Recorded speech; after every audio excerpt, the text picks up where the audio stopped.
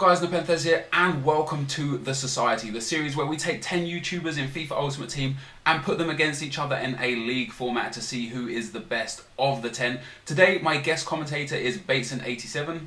Hi guys. And we're going to get into commentating these games very shortly, guys. But before we do, I'm going to explain to you a little bit how the format is going to work. We're going to commentate on one game of the day, which will be fully live. And today is going to be Zweibek against Fangbanger. And the other 4 games of the day, of course, there's going to be 9 match days because there will be 9 games. So the other 4 games of the day will be commentated live, but cut down into highlights only. So kind of like the football show or the match of the day shows. Hopefully that's kind of the effect I'm going for. But before we get into the games, guys, I'm going to talk to Bateson a little bit about how excited he is for this tournament. So Bateson, what are your thoughts? Yeah, I'm looking forward to it. It's going to be absolutely awesome. Not being involved as well, it's going to be a different point of view for myself, looking at the way other people play, and I'll probably end up getting annoyed with the way people play as well, but that's just me being pedantic. But it's going to be enjoyable. There's a lot of decent players in it, and also not so decent, so it'll be nice to see who comes out on top at the end of it. It will do. Are there any true players?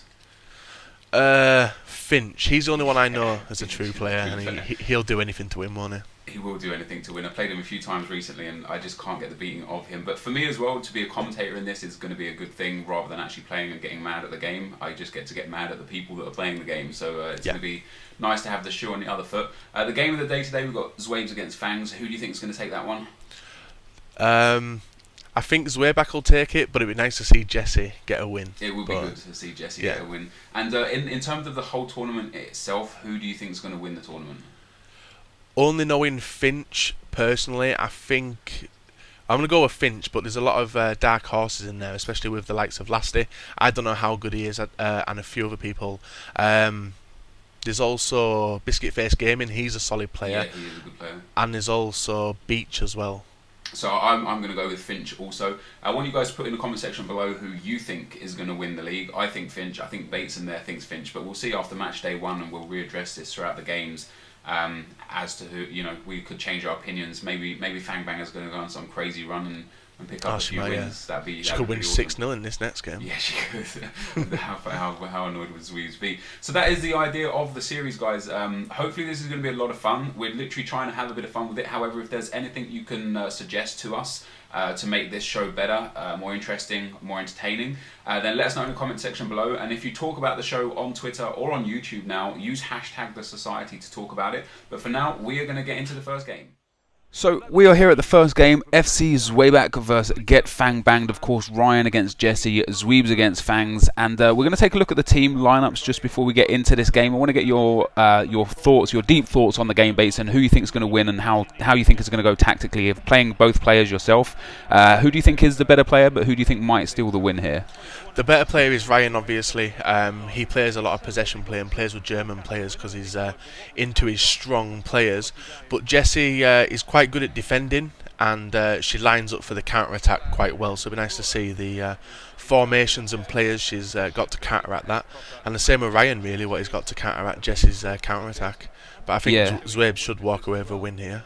I mean, it is on the cards for Zweibs to get a win, but the amount of times I've played Jesse, I mean, I played Zweibs a few times, and it's always been a good game. The amount of times I've played Fangs, she's annoying to play against. She's really solid defensively, not so great offensively, but you only need that 1 or 2 times to actually get that perfect counter-attack and steal the goal to maybe get the win. Yeah, especially on this game as well. It's noticeable. With playing myself, you'll know it as well, won't you?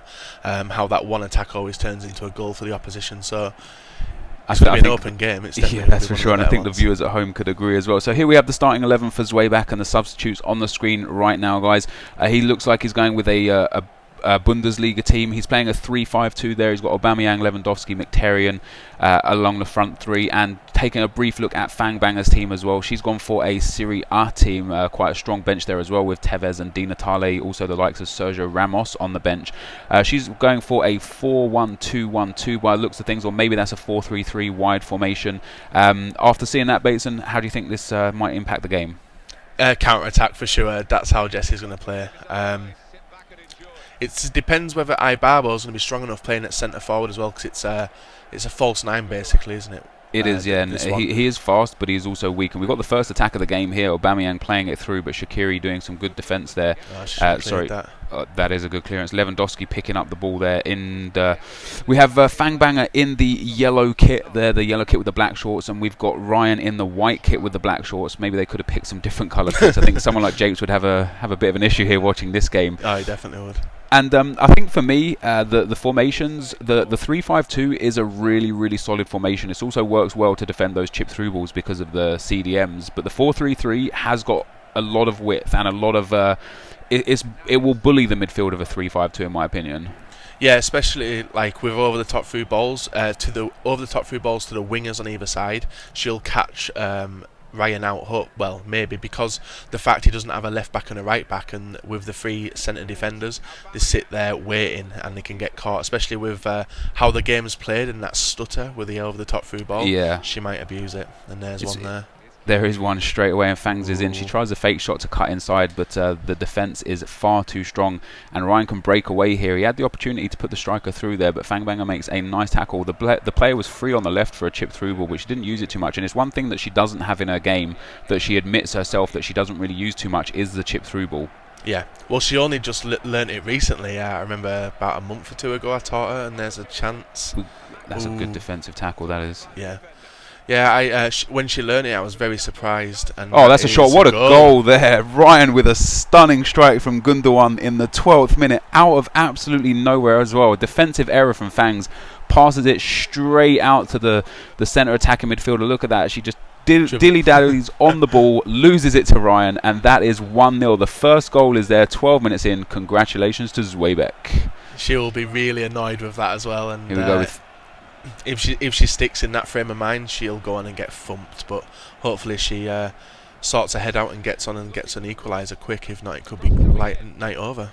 Could be there straight away. Barbo with the header, and another header there, almost taken. Ryan with a bit of a defensive mix-up there, able to get the ball away, fortunately, and Aubameyang can break away. One of the biggest problems I find with FIFA, that maybe you find yourself, is that I am the root of my own downfall quite often. Like the goal that Fangs conceded, it was her own fault. If she had just punted the ball clear instead of trying to walk it out, the goal wouldn't have been conceded. What kind of advice would you give to someone that would constantly make those mistakes?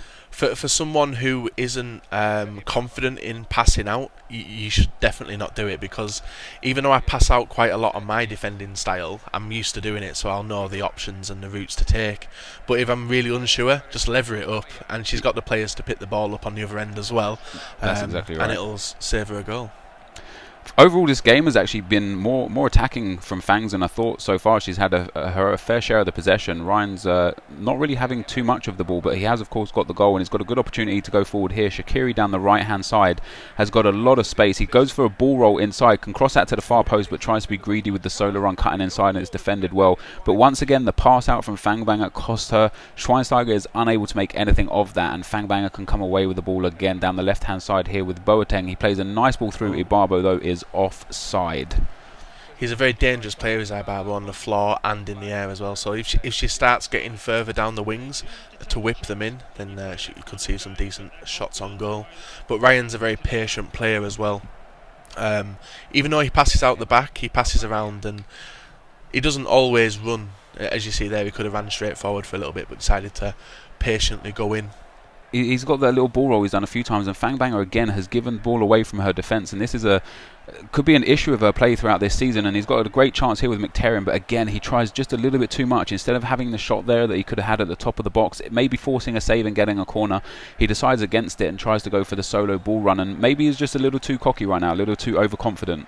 Yeah, well, I don't think it's being cocky. I think it's just his inexperience in the because he don't play it a lot, doesn't Ryan, does he, compared to the likes of some people in this tournament? Yeah, that's true. I would say that he plays less than Jesse, I suppose, but he's having a good attack here again. He's going to have a free kick here. The referee's a little bit strange in this game, to say the least, and it'll be interesting to see how Oh wow, that's a big error there, and not only is it a big error from Zweez, but also an error from Fangs. They're just a complete cock-up of play there. Fangbanger passing it straight out of play, but the referees make some dubious decisions, and it'll be interesting to see if somebody does get a win or a penalty or something crazy from a dumb refereeing decision, and how well that will go down with the viewers. And just whilst we're talking about you guys as the viewers, who do you want to win this game specifically? Let me know in the comment section. And who's the team that you're kind of backing for this tournament? Who's your favourite YouTuber in the tournament? Whose style of play do you prefer the most?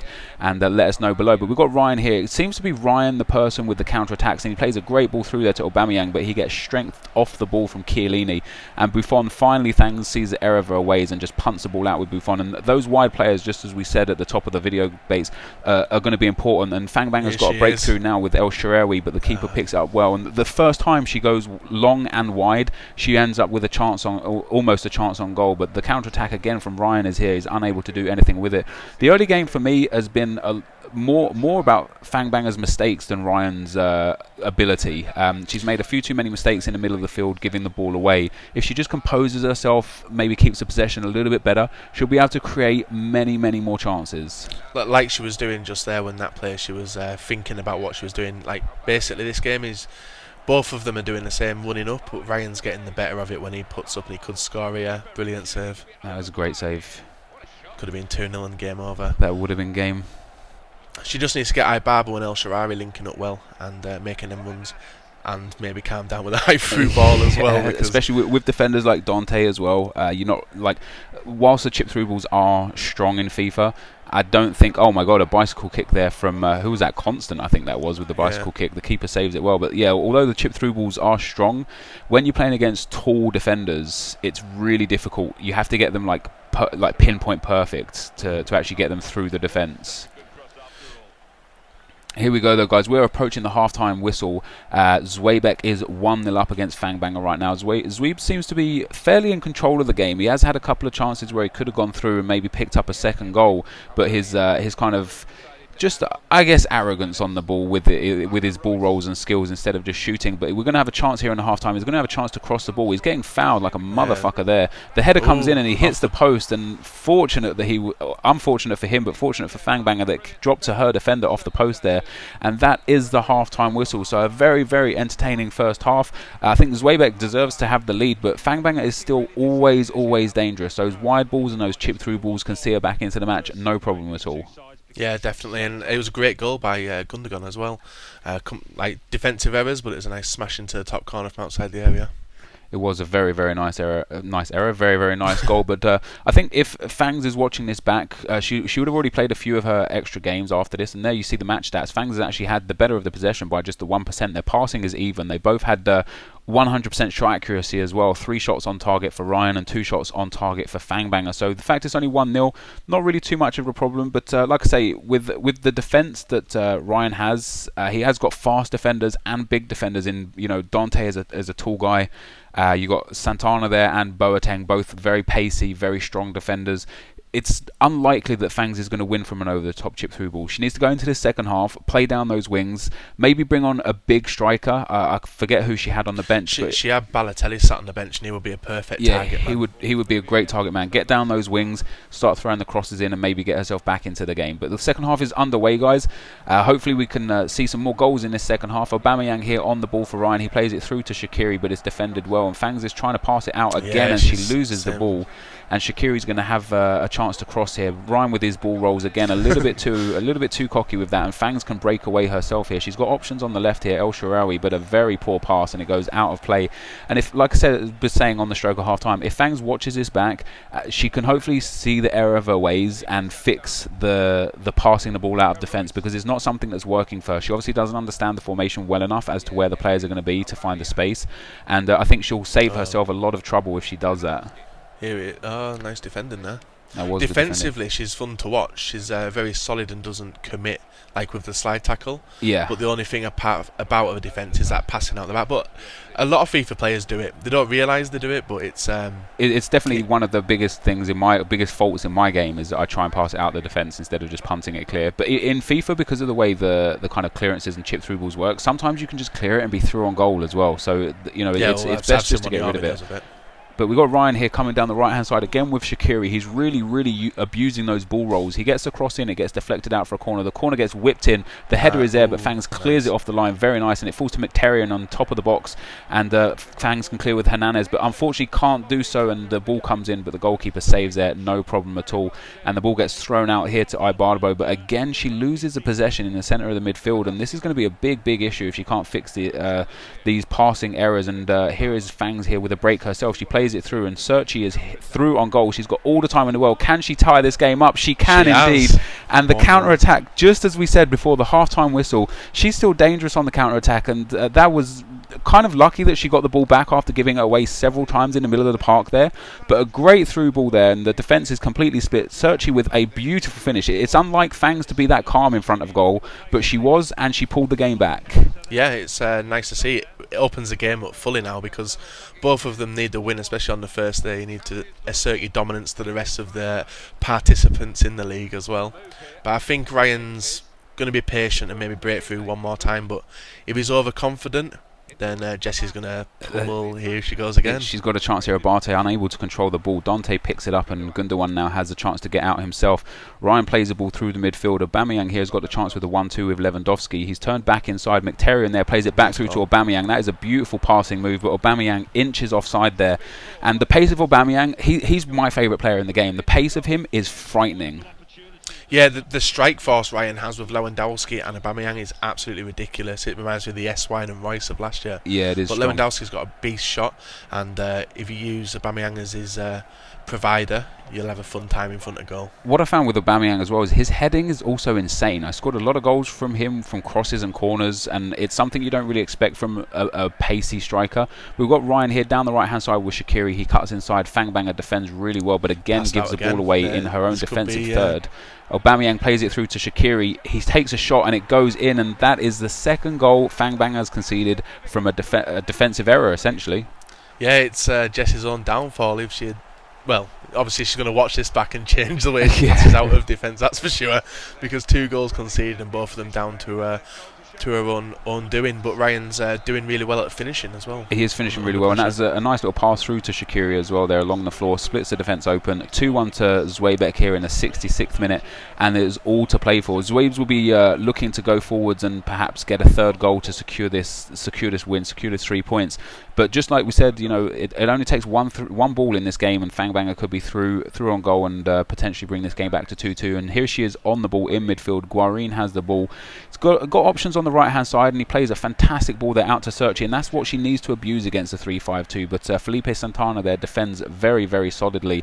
Ryan's got options up the field. He's got the out ball that I like to call it, by just chipping the ball up to the striker, but he decides to play it along the floor, and he plays a nice ball through there to Shaqiri, but Constant has got the pace to take that away from him. Fangs plays it back to the goalkeeper, and I worry for her when she's got the ball in these positions. I genuinely do. Yeah, I do. Well, like, I've been in them positions where the ball just easily goes from your grasp, and then you're another goal down and away from the draw or victory.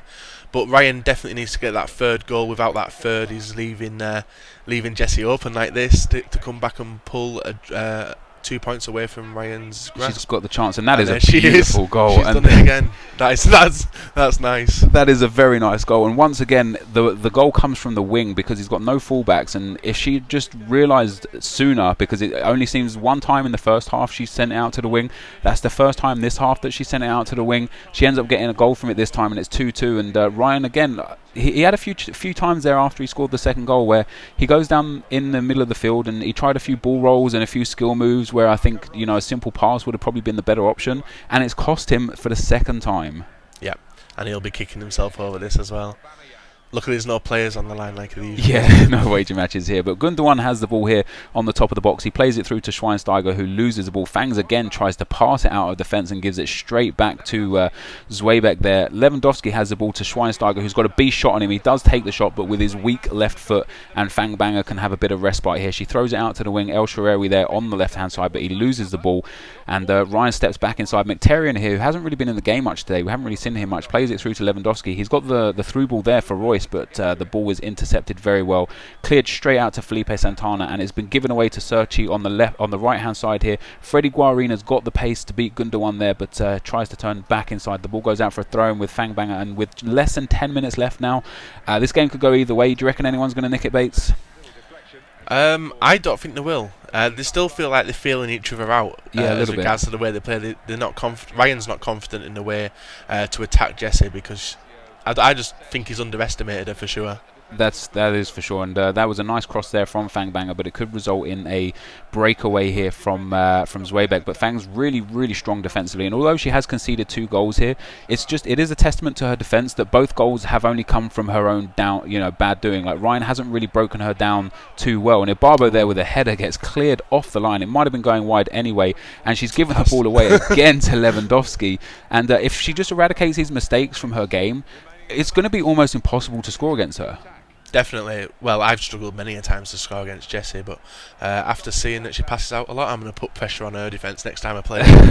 That's for sure. High attacking pressure and get those balls, no problem. So the game's coming to a close now, guys. Hopefully we can have a winner here. It'd be nice to have the game of the day having a winner, and of course the first game of the Society. And if you do talk about the Society, guys, be sure to talk about it on Twitter and YouTube with hashtag the Society. And Fangbanger here could have a chance to nick it in the 90th minute. Ibarbo with the shot. She had a bit more time there than I think she thought. She could have taken a touch inside there and maybe had a shot at that near post before hitting it first time, but the keeper saves very well.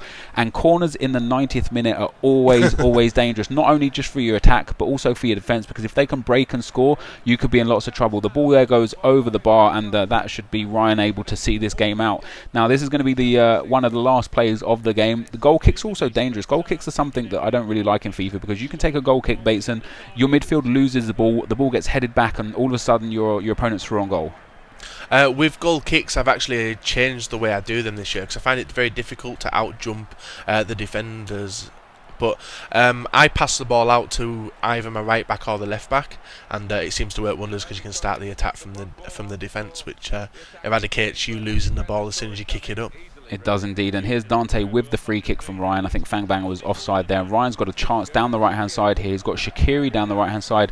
He's not got too much stamina left. I don't know if he's going to be able to beat Constant for pace. He can't. He does get the ball back though, crosses it in, and that was a very poor cross. That could have been the game changer there. But Fangbanger again loses the ball in a defensive third. She loses her discipline a bit as well, sliding out of nowhere. Slide tackle and the ball comes back to Mkhitaryan, and that is going to be the final whistle, guys. So a 2-2 draw in the first game. Ryan and Fangbanger. I think Fangs will be really happy that she didn't get a loss in the first game. She managed to pick up a point against a strong Zweibek with arguably the better team as well.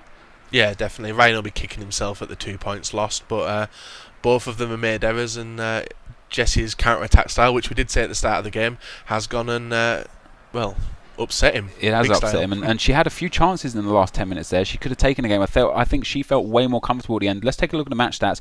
Ryan with 54% possession, 7 shots and 7 on target. Fangbanger with 7 and 5 on target. Pass accuracy a little bit in Ryan's favour. He probably just about had the better of the game, but I think a draw is a fair result. Yeah, definitely. It's a nice first game to the Society, that's for sure. That is for sure. So, guys, we're going to take a short break here. You're going to see us in no time at all for you guys, but for us, we're going to take a short break. We'll be back to have a bit of a discussion on the next games and get to the highlight show for the final 4 games. So, Bateson, we've got a 3-4-1-2 for Lasty and a 4-3-3 for Curtis. I personally don't know much about how these guys play. I don't know if you've ever played either of them. How do you think this game might go? I've played Curtis before. He's very strong, but looking at his team lineup, especially with it looking overly strong in the defensive area, it's just the attacking. It looks very weak, in my opinion. With the it does look very weak. But Varela was one of those players last year that was actually a god on Ultimate Team and just very underrated and underused. Yeah, hopefully, well, if Curtis gets a few goals with him, you never know, he might be one of them overused players again this year. He may well be. And just to let you guys know as well, Lasty is in the black and red kit and Curtis Morton is in the Arsenal away kit. He is an Arsenal fan. We're going to get this game underway and hope there'll be a lot of goals. As many goals as the first game would be very nice. And to start things off, Aubameyang here has got a through ball through to Royce. Royce is through on goal here. He's got the opportunity to cross it or shoot. He cuts inside. Should have had a shot. The slide tackle there came in and the chance disappears. Yeah, that looked very amateurish by Lasty, like he hadn't played that much, because you would smack that from that angle and just hope for a parry out to the striker, wouldn't you? I would probably would have actually crossed it myself, done a left foot cross. The striker, I think Aubameyang, had the run on the defence, and the chip through ball comes through here again, and Aubameyang is going to pick that up, no problem at all. He defends it really well with Mariano, but Aubameyang's strength and pace picks the ball back up. He crosses it. It goes out for a corner, I do believe, and in comes a corner. Corners are really strong on FIFA as well. Robben with the corner. Hummels is there with a header. He's hit the crossbar. Boateng follows up and scores the goal. And after just 11 minutes there, we got a first goal after 12 minutes in the first game, the first goal after 11 minutes in the second game, and lastly takes a 1-0 lead. Yeah, it was set piece as well. Set piece are very dangerous. I bet we'll see a lot of goals on the 360 done that way. Yep, we will indeed. And Aubameyang is through here on goal again, and he crosses the ball in. Gundogan is there with the header, and it's 2-0 after 13 minutes. That's ridiculous. Gundogan with the header, and Lasty is having a field day right now. Yeah, he just needs to continue playing like that, because Curtis is pulling all his defence over to the person with the ball and leaving massive gaps in the middle. And if he continues to do that, this could be a 7-0 thumping. This could be an absolute thumping, and just like I said, like the aerial ability of Lewandowski, Gundogan and Aubameyang are just insane. I think that's probably the most frightening trio that you could have up front. Yeah, especially with the way the game operates this year. They're a very dangerous strike force. That's what I see Curtis with his.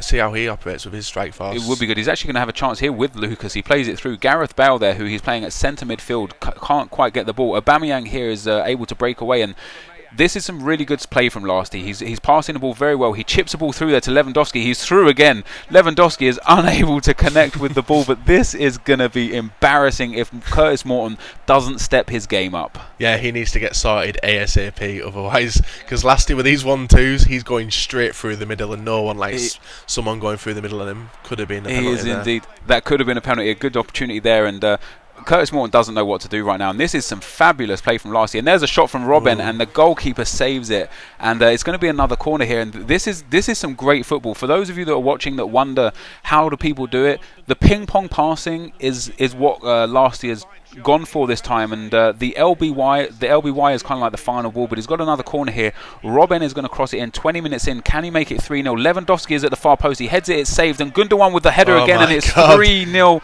Another set piece, another goal, and Curtis Morton is taking a beating right now. Curtis needs to go and get a sponge and bucket and start wiping his forehead, because for him to get any points out of this game, he's going to have to go sweaty and start sorting his defence out. He is going to have to go sway. The first thing to note is here that Curtis can't deal with the over-the-top chip through balls and a 1-2 passing. Me personally, in this scenario, I'd go ultra defensive, even at 3-0 down, set counter attack on, and just try and play the game out. And we got another chance here. Lewandowski, oh my God, what a strike! 22 minutes in, Lewandowski with a goal from the heavens. He takes it down on his chest, smashes it into that near post. It goes in off the post, and the keeper's left with no chance. And Curtis Morton finds himself 4 goals down after just 22 minutes. I would not have expected this. I'm sat here with a massive gasp on my face. I've seen Lasty play, I think it was play Finch last year, and Finch beat him 6 or 7-0. So I thought that Lasty may be a very weak player, but played Curtis. Curtis was quite strong on the counter, but he's not even getting the chance. This is the best attack I've seen on FIFA 14 currently. It is indeed. We did have a chance there for Curtis. Lucas with a little bit of space for a shot. He decides against it.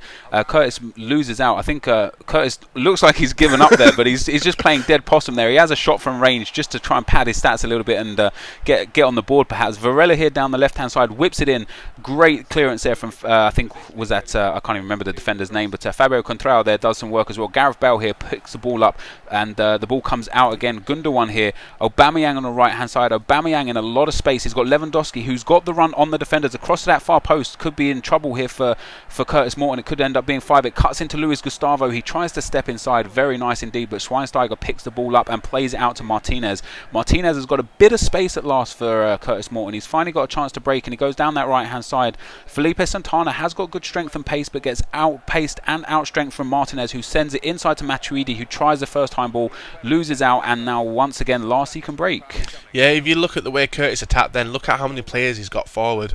Him knowing how Lasty's playing now with the 1-2s and over the tops, he needs to start leaving players in the original positions. Otherwise, he's got no chance. He has got no chance, and we could get another break on here. And look at this play from Lasty. I could swear down that he's got Dirty Mike or Aman Siddiqui playing for him here, because this is some phenomenal play. No disrespect to Lasty, I've never seen him play, but this is just brilliant. Like, this is a lot of fun to watch, and he's playing like he is a true player. He's solidified himself as a true player already in this series. Definitely, I think that he could be a lot of fans' favourites after watching this performance.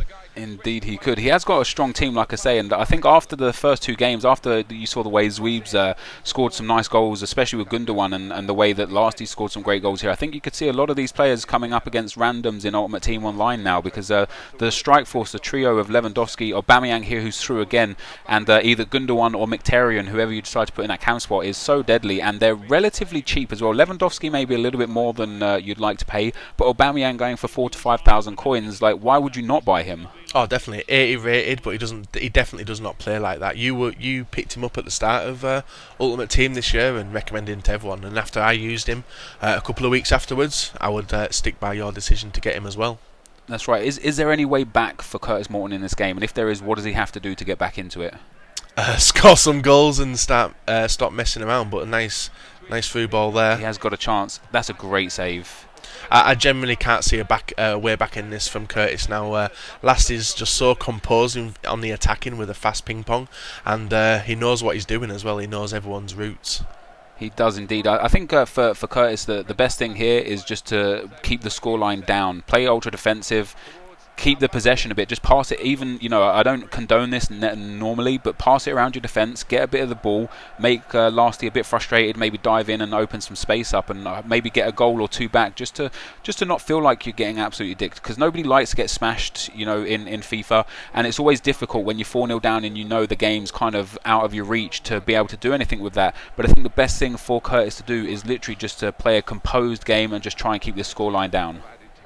Yeah, otherwise, if he just keeps giving the ball away like he's been doing for the past half, he'll be conceding another 4 in the next. But that is a stunning ball through, though. Lucas there with the chip over as well, defended really well. And another shot there from Lucas, the header going straight into the keeper's arms. And that was a dominating half. Not even dominating half. The first 25 minutes from Lasty, in which he scored all 4 of his goals, were incredible. The game did kind of die out a little bit after that. I think Curtis kind of changed his style of play and started playing a few more balls through himself. He had the odd chance here or there, but in general, a very, very strong half from Lasty. Yeah, and if he just continue, Lasty just has to see the game out now if he wants to take the first 3 points of this league. That was a fantastic strike from Lewandowski there as well. And you see there, Curtis has been out-possessed, but only by 6%. I found that quite remarkable. I thought Lasty would have had around 60% possession there, but Lasty's had 7 shots and 6 on target, scoring 4 goals. And Curtis Morton there with 4 shots and 4 on target, getting no goals. I think a couple of those shots were from very long range, just out of frustration, and a couple of them very weak headers that the keeper saved without a problem at all. The pass accuracy as well was very even, and again, I find that quite remarkable that Lasty's passing isn't a bit higher, because the ping-pong passing he's been doing has been very effective and very concise. Yeah, the reason the percentage is a bit lower than it is because his final ball of the over the top, it's like a 50-50 ball, and either the defender's going to get it or your attacker is. So it's a bit of a hit and hope sometimes. And it's working, but keep doing it. Yeah, it is indeed working. And here we go with the second half. Curtis Morton trying to skill move off kick-off there with Lucas, and he's going to go through on goal with this. There's a good defensive tackle. And if you were Lasty right now, would you try and go for more goals and try and go for a bit more glory, or would you maybe play a defensive stance and see if you can see the game out and just guarantee yourself the 3 points without any embarrassment? I think now I would still go for more goals. If it hit the 70th minute mark and I'm still down by a lot, then maybe that I would stop and see the game out. But I can't see Curtis scoring any goals unless he starts getting his wingers involved. But he seems to be going through the middle quite a lot. He does go through the middle a lot. And when we were talking about Fangbanger against Zweebek, and he's got a chance here, that is a great save there, fantastic save. When we were talking about Fangbanger and a lack of composure in front of goal, I feel the same with Curtis Morton. When he has the ball in the final third, he just doesn't know what to do with it. Yeah, like that pass out from defence is very risky, going straight from your defence to your attack. You need to go via the midfield, otherwise you're going to get caught out a numerous amount of times. And especially with the way Lasty's team is set up, they're going to catch you really fast and maybe intercept it. You don't want Aubameyang picking it up, that's for sure. That is for sure. He has got a strange formation, a 3-4-1-2. Not really something you see much in FIFA, and especially on the YouTube scene. It's not much you see the YouTubers play with, but it's definitely been effective for him, and he's through here on goal again, but Lewandowski is unable to get that. What do you make of the 3-4-1-2? I've not seen it either. I don't really like using three at the back or playing against people with three at the back. I can't use it myself, but people who I have played with it are very dangerous. Speaking of danger, Robin here with the ball, plays it through to Aubameyang, unable to get the head, but it falls to Gundogan. That's a good tackle from Matuidi there on the top of his box. Could have really been dangerous if he didn't make that, but the ball is given away again, and Schweinsteiger tries a chip through ball, but it's blocked in the attacking third. Boateng here with the ball for Lasty. He plays it through to Santana, and it looks like Lasty's just trying to secure a bit of possession in this game, but the ball comes through here to Martinez. The gamer can try and score a goal, but the keeper makes a phenomenal save. And if that were me, I would have either gone for a first-time shot or a chip shot. He decided to take a touch here. Not the best time to take a touch. Almost got it underneath the body of the keeper, though, but the keeper saves, and he's got a corner of his own. Do you think he can make a goal back from this corner? I can't see it, no. Oh, there it is. So Bateson says he can't see it, but Javi Martinez is there for the goal, and that's the third goal coming in from a corner now. 4-1 the score after 60 minutes. Who knows what could happen? And this is exactly why I was saying maybe Lasty should play a bit more defensive and just try and see the game out. And funnily enough, that is what actually happened. He started to try and play the ball around his defensive midfield a bit to try and keep a bit of possession. He lost possession, conceded a corner, and in turn conceded a goal. Now, if Curtis can pick up a goal in the next 10 minutes, it could make for a very, very interesting final 20 minutes of the game. Yeah, definitely. When you start conceding goals, 2 in quick succession, even though you are four goals to the good, it can send shivers down you, and it'll make you mess up a lot more.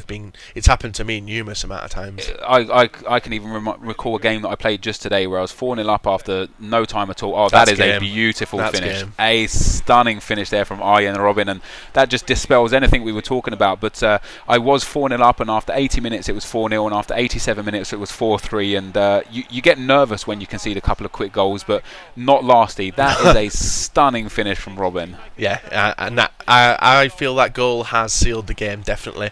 He's still dangerous on the attack, and he's definitely saw the game out there. Still quite long to go, though, but I can't see Curtis pulling back 4 goals in 27 minutes. Although Lasty scored 4 goals in 22 minutes to get the first 4-goal lead, so it's not impossible. The game's not lost, but Curtis just hasn't created enough chances. He has got a chance here. He tries to play the ball short, and he loses out there to Aubameyang, and Aubameyang is going to have a chance to break through. He's got Gundogan running off of him. He's got a couple of men on the far-hand side. He takes a rainbow flick, tries to get it over the defender, but it doesn't do well. Matuidi here can break away with the ball. Matuidi has got a bit of space inside. He plays it out to Gareth Bale, who's got Varela here on the left-hand side. Varela can step inside. He goes for the cross instead. It falls back to Varela with the far post cross, and the ball gets blocked very nicely from the goalkeeper. I would have personally played that in the air instead of along the ground, and Gundogan here can take the ball away. Lasty can make this 6, but a poor pass inside, and is very easily defended, and Mariano can break here for Curtis Morton. Lucas plays it through to Quintero. Quintero down the right hand side is bullied off the ball by Hummels, and he will get the throw in. Yeah, that's what happened when you start playing weak players in the game. This year, weak players, low-rated players are quite low-rated, aren't they? You've got to use the best of the best to have a solid team, and that's probably the downfall of Curtis, is he's got some weak players in there like that.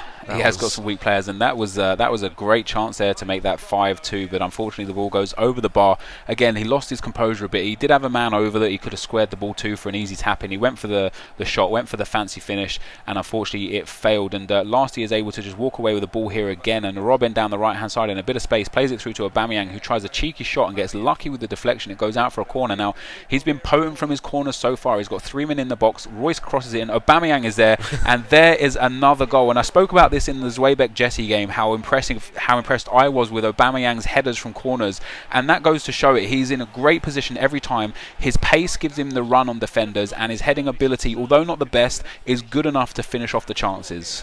Yeah, he's a sneaky little devil. He'll jump in front of you.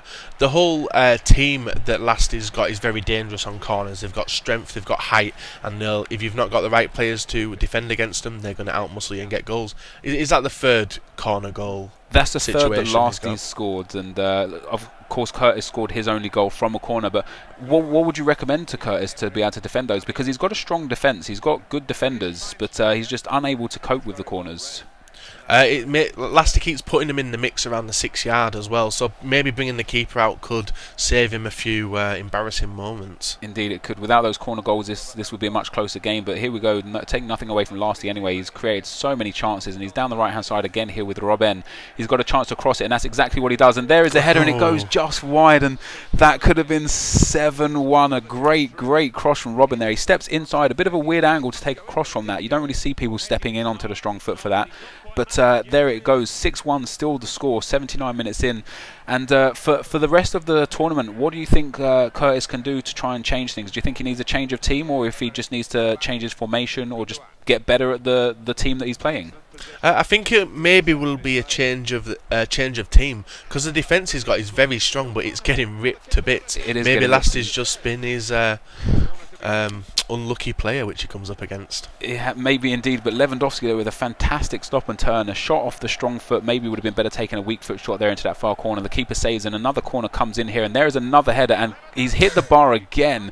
And the amount of chances Lasty is having from corners is absolutely unreal. And he's going to have a free kick here in the 83rd minute. He's got Royce over the ball. Looks like he's going to have a shot. There's no one in the box really for any rebounds. He does have a shot, and it goes flying over the bar. No problems at all. Yeah, Lasty's just having fun now. He's going to see out the final 10 minutes, and so he should. 6-1's an incredible result against a fellow YouTuber. It's a massive result. Now, I've actually played Curtis twice, and I beat him once and I lost to him once, and I thought he would have a better showing than this. I'm really impressed with Lasty's play, and he could potentially be my new favourite for the tournament because he is playing some phenomenal attacking football. Yeah, he is. I would like to play that type of player, but this is a style which Finch plays. This is exactly how Finch plays. So it'd be nice to see them two go head to head. Indeed it would, and there is the offside call from the referee. I think Lasty just wants to see these final few minutes out. It probably can't end quick enough for Curtis Morton. Yeah, I think he just wants to go to bed after this. Curtis would just love a final whistle from the ref now, perhaps. And it looks like he's put his controller down here because he's not taking the free kick. We've got Thiago Silva stepping over it, and that's one of the surprises for me as to how he's conceded so many goals from corners, is because he has got like big defenders like Thiago Silva in the box, but he's just unable to stop them coming in. Luis Gustavo here has the ball, passes it to Royce. Royce tries to go through on himself, and Lasty just punts the ball up the field there, and the goalkeeper's going to come and collect that, no problem. Punts it out, but he's given it away, has he? Royce unable to get the ball. Lucas here down the right hand side. Now Curtis Morton has actually got a lot of pace down his wings, but he hasn't really abused it very well, and Lucas has barely been involved in the game. The keeper tips that one out for a corner. As a corner comes out, Bateson, how do you think both players have performed in this game? Curtis, defensively, he hasn't done that bad really, but it's just been Lasty's attack has been next level. He definitely stung Curtis at the start. No one expected it, and he's just gone on and got a shock for, was it 4 goals within the space of short minutes? 4 goals in 22 minutes, yeah. Yeah, and that will have just sent shivers around Curtis, and he will not have known what's hit him. But since those 4 goals, though, it's been a bit of an even game, or at least a much more even game. And taking those 4 goals away, taking that first 22 minutes away, the scoreline would only be 2-1. So there's still a lot for Curtis to be proud of. If he can actually compose himself earlier on in the next few games, as a shot comes in there and is saved well, if he can compose himself from kickoff instead of from 4-0 down, he'd have a much better chance in the future games. But the corner comes in there, and the ref doesn't even let the corner get into the box and blows the final whistle. What a dumb place to blow it. And there is Lasty with a massive 6-1 win.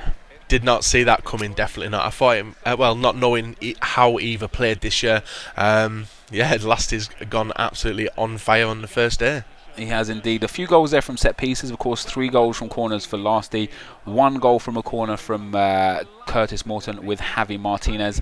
Hopefully we can take a look at the match stats very soon once these replays go along. But you see there the goal scorers from Lasty: Aubameyang, Robben, Lewandowski, Gundogan and Boateng. Now, of course, Boateng scored from the corner, but that attacking, I suppose that there's the 5 attacking players that he has. The left midfield wasn't really involved in the game too much, but Robben, Aubameyang, Gundogan and Lewandowski just absolutely dominating this game.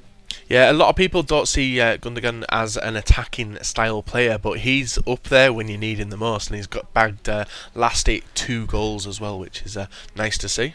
It is nice to see, and Gundogan's one of those players as well that you can play anywhere. Like, he's got the attacking abilities, he's got the defensive abilities. You can play him in CDM if you need him. You can play him at cam. You could probably even play him at striker if you really wanted to. As we take a look at a few of those goals coming back in, let's have a look at the match stats.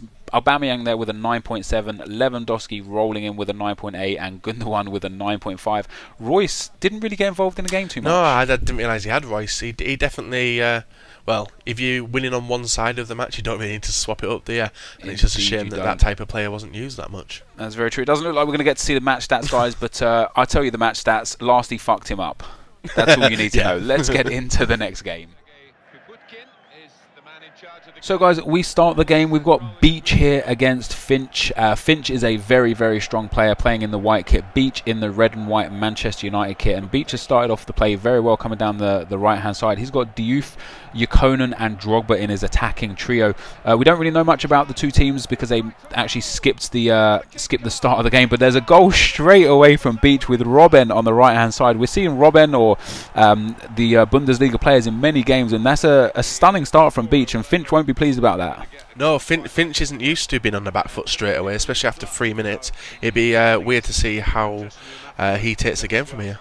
He's the sort of player that plays how last he played in the last game. He plays very much ping-pong style football, over-the-top chip through balls, tries to almost abuse the mechanics in the game, but it's not working for him well right now as Diouf chips one through to Yukonen. Yukonen's got a little bit of space there. He plays it back but loses the ball, picks it back up again. Felipe Melo there in the centre of midfield. Robben on the right-hand side, cuts inside, does very, very nice there. The finesse shot as well. The keeper saves it and it goes out for a corner, and Finch is under immense pressure early on. Yeah, Beach is a wager player as well. He does that style of football, so he's in it to win it, definitely, and he'll see it as money on the line. Money on the line indeed. Now Finch has got not the team that I thought he would have had. I thought he would have had his legend killer team, but he's got a Barbo up front there. He loves the pace, does Finch. He loves the chip through balls, but right now Beach is just pretty much dominating the game, dominating the possession. This is the first time Finch has even been out of his half since kickoff, and as soon as he is out of his half, Beach is coming straight back into play. He's got some space on the left hand side there. Not quite sure whose left midfielder is, but he keeps the ball very well. And I'll tell you something as well, the camera angle that Beach uses is one that I like to use because you can see a lot of the field. You can see where your players are, you can see how you want to pass the ball, you can see where everyone's making the runs or where the gaps are, and he's abusing that. Like right now he's got some space on the left hand side. He plays it into Felipe Melo, however, who cuts it back into Amrabat, loses the ball, but Finch is just unable to get out of his half at the moment. Yeah, he can't handle this pressure at all. He needs to get a goal back fast, otherwise it's going to be downhill for the rest of the day for him. And he has got a small chance there, but defended really, really well from Beach. And knowing how Finch plays, I think he is going to create a few chances, but Beach seems to be playing strong defensively, and Finch is just losing his composure all over the place. He gives the ball away again there, and Diouf strikes it, and the keeper saves, and we've got another chance from a corner. And it just goes to show, like, although I find Finch, for me, Finch is one of the strongest players in the league, but he's still making those defensive errors when put under pressure. Yeah, it's one of the things where you're panicking a lot and you just want to get rid of the ball. So the nearest button to you when you're heading it is the A button. But unfortunately, that A button can cost you a few goals in the process. Indeed it can. He's got the ball here with Yukonen. It goes through to Robben. A nice scoop turn there. He gets tackled in the box. Maybe could have been a penalty, but it was a clean tackle with a bit of afters. But the ball's just coming straight back, and Finch can't even get out of his half right now. And here is Amrabat on the ball on the left-hand side. Finally gives it away. Finch has got a chance to break at long last. Ibarbo there plays it through to Balotelli. Back into Ibarbo, who's got Balotelli in the box by the time he's going to get down and have a chance to cross it. Finch crosses it the first time, and there is the far post header.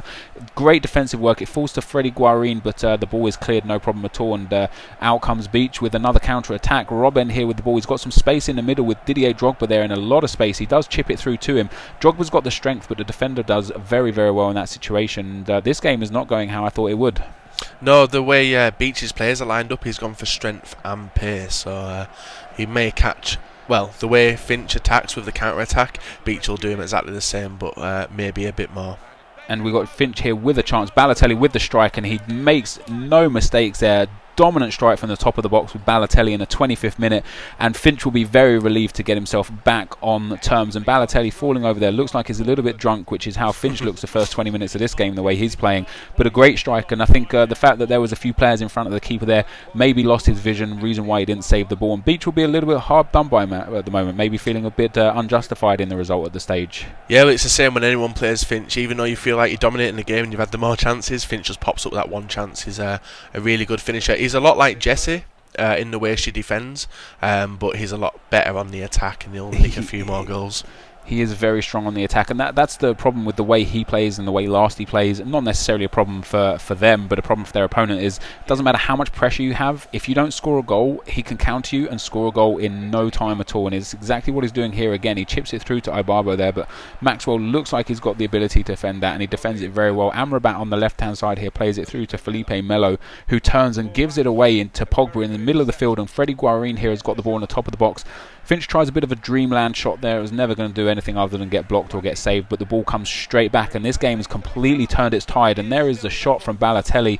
It goes just wide, and as soon as Finch got that first feeler shot in just before he scored the goal, that kind of changed the way this game has been played. Yeah, Beach just needs to watch Finch cutting inside, because that's his dream move, isn't it? Cutting back inside and the 1-2 with a cam. As soon as he stops out, Beach will be sailing. But until that happens, Finch is going to get a lot more attacks than the ones we've seen so far.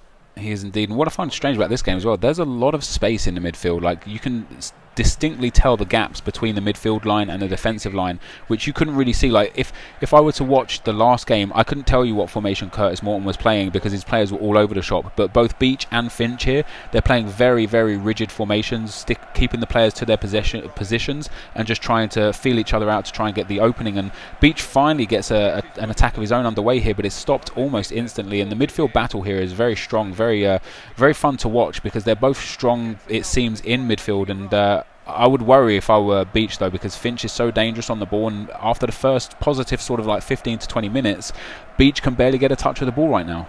Yeah, Finch has finally turned it on now, and he's using Balotelli a lot as his hold-up player, which is one of the most dangerous. But that slip-through ball, which he could do a lot more, will get him a few more goals. And here's Vidal on the ball at the top of the box. He's going to have another shot with Vidal, and the keeper saves it. And that's another shot that I personally wouldn't have taken that.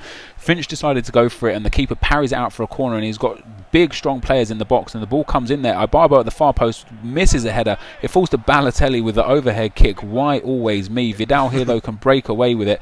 Drogba has the ball. Vidal's making the run, but he just doesn't have the pace. He's never going to have the pace for the over-top chip-through ball. But Drogba does have the strength to manhandle any kind of defensive tackle. Apart from Caceres does step inside there and just steals the ball off his toes, and now Finch can break again, and Ibarbo showing his strength there, chips the ball over the top to Lucas on the right hand side, but the rain is going to cause that one to just roll nicely out of play. And how much does the rain affect the play in these games? Quite a lot. I'm one of the players who prefers not to have a rain stadium and never play in one, because it forces a lot more errors than you used to. Like, the ball will disappear. When the ball bounces off a defender, it'll set you up for... There we are. There's a lovely goal there, and that's exactly what we were talking about with Finch and his chip-through balls. He's very, very precise with them. He doesn't tend to do them unless he knows the player's going to get the ball on the other end, and Freddie Guarin did exactly that. And after a tentative start from Finch, he's starting to take control of this game and dominate just before the half-time. Yeah, Beach is going to have to go out and push now, and he hasn't really had much chance since Finch has got his engine running. He has not indeed, and that is the half-time whistle, guys. So we find ourselves 2-1 to Ajax, down trees with Finch. Balotelli and Guarin scoring the goals there for Finch, and the first goal, I can't even remember who scored the first goal for Beach. No, I can't either, actually. I think it was Robben, maybe, was it? It was actually Robben. It was a Robben on the right-hand side there. But 2-1 to Finch. Let's take a look at these match stats.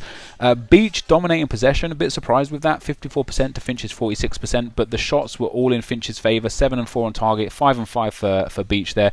And I tell you, the one shot that surprised me from Finch was that one with Vidal that ended up going out for a corner. And from that corner, he didn't actually create a chance.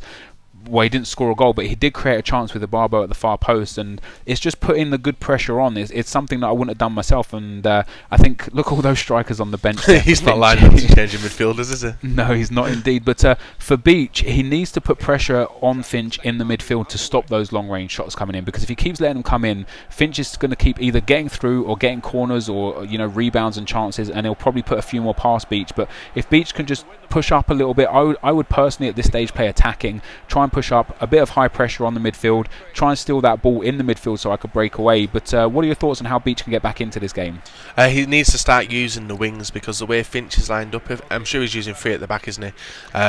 He's got Amrabat, who's quite a nippy little player with the skills, and he's got Drogba in the middle. As soon as he starts using that, he'll get a few more well, hopefully a few more goals and maybe a few more chances. And straight away, as you're talking about it, he does go down the left with Amrabat and he crosses it in. Drogba is there with the header. He's unable to score, but at least it's a chance. You know, maybe the next one goes in.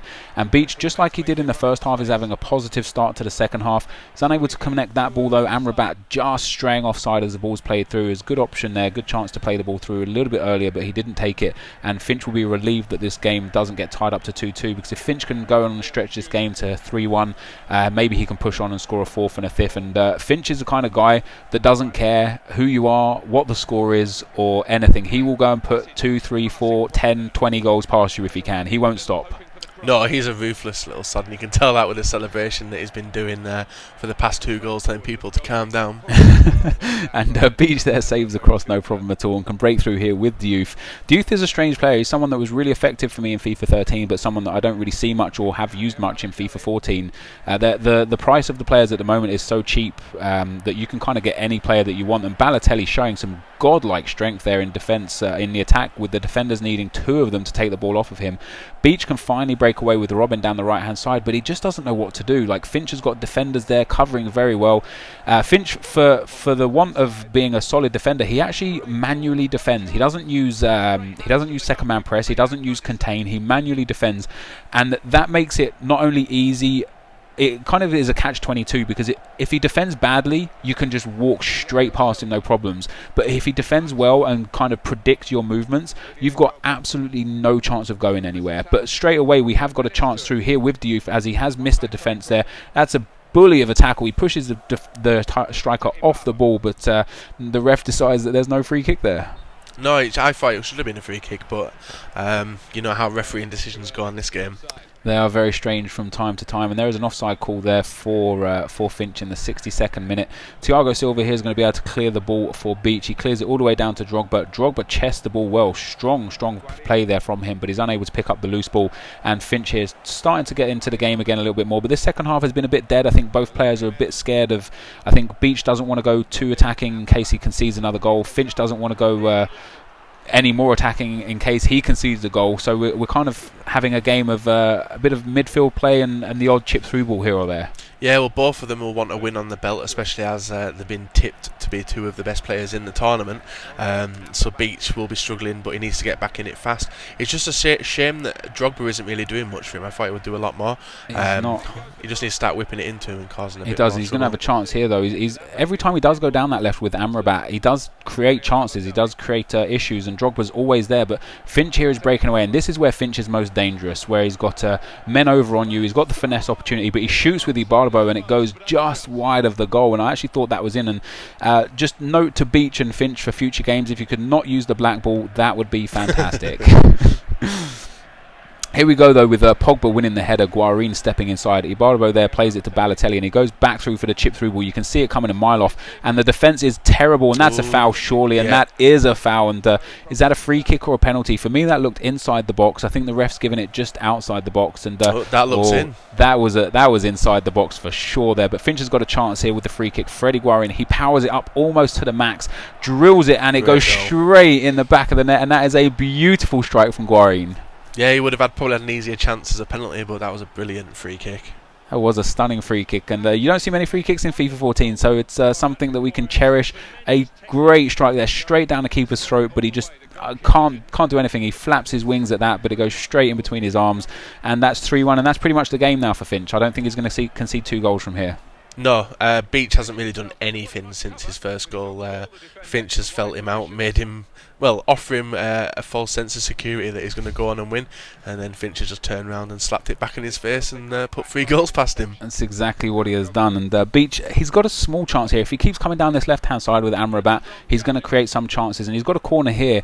If he can score from this corner, it'll make for an interesting last 15 minutes. But you see, he's got the 4 men in the box there, but that's a poor corner. Although the attacker does get above the defender, it's never going to generate the power though to score from that. And Finch can break from this corner. And corners are dangerous for you defensively if you don't win the ball or win the header, because the way the team lines up, it's very easy to break free of them. And Beach is just finding it difficult right now to create any chances, and Finch is loving this. Finch is having the time of his life, creating enough chances to see out the game, and he's got a lucky break there. He can play it down the right hand side to Vidal, and he's got another pass on the right hand side there which he doesn't choose, and he ends up losing the ball, but Freddie Guarin picks it back up. Beach intercepts the pass, has got a small chance here. Can he make anything of this? He can't. He plays a terrible through ball through, and El Shaarawy there is easily wrapping this game up for Finch. And Balotelli here picks up the ball. He's got the ball through again to Guarin on the right hand side. He can either cross this or cut inside. He goes for the cross, and Beach defends well, but this game is pretty much over at this stage, Bateson. Yeah, Beach is rushing his player now, being quite sloppy with it, but that's what he needs to do, get the ball up fast. But it's just a shame he hasn't got the ability of the players to hold on to it and maybe get a few more chances.